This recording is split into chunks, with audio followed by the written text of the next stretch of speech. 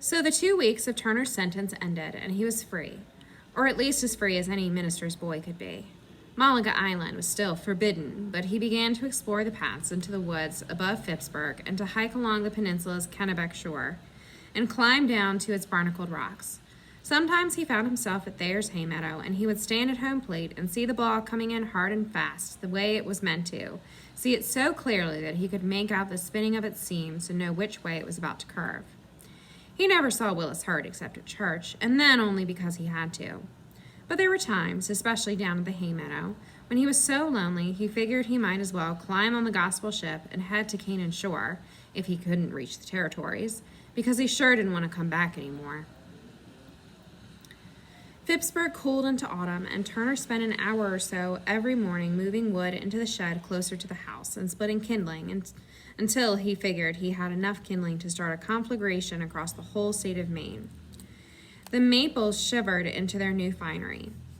The oak leaves wrinkled at the edges, though they had no notion of going anywhere for quite a long while. Turner felt a kind of unhappy kinship with them. Still, every day, at the ringing of the 3 congregational bells, Turner left his kindling and set off to Mrs. Cobb's house, and every afternoon Lizzie would be there. Mrs. Cobb never asked for Mr. Milton and Mr. Addison anymore. Instead, Turner would play and Lizzie would sing, and then she would disappear out the backyard and Turner would wave to Mrs. Hurd, and he'd settle himself for the silent supper and the still more silent evening. School would begin soon in Phippsburg, and although he would not be attending, Reverend Buckminster believing that a minister's son should learn at home under the tutelage of his ministerial father, he was already beginning to read the theology that would soon be a part of his curriculum. Nathaniel Emmons on some of the first principles and doctrines of true religion. Lord save us all, thought Turner when he hefted the volume.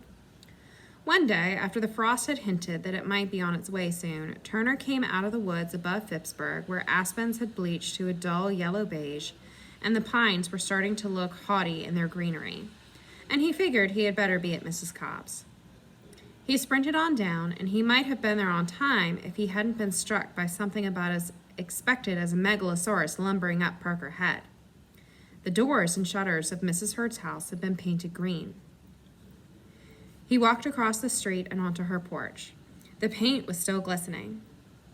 He opened the screen door and rapped with the knocker, but he could tell right away that Mrs. Hurd would not be answering. The house was holding itself tight and lonely, even its curtains pulled together and tied against the day. Turner walked around to the side porch. The shutters had all been painted there too, and he found a single window whose curtains had not been pulled.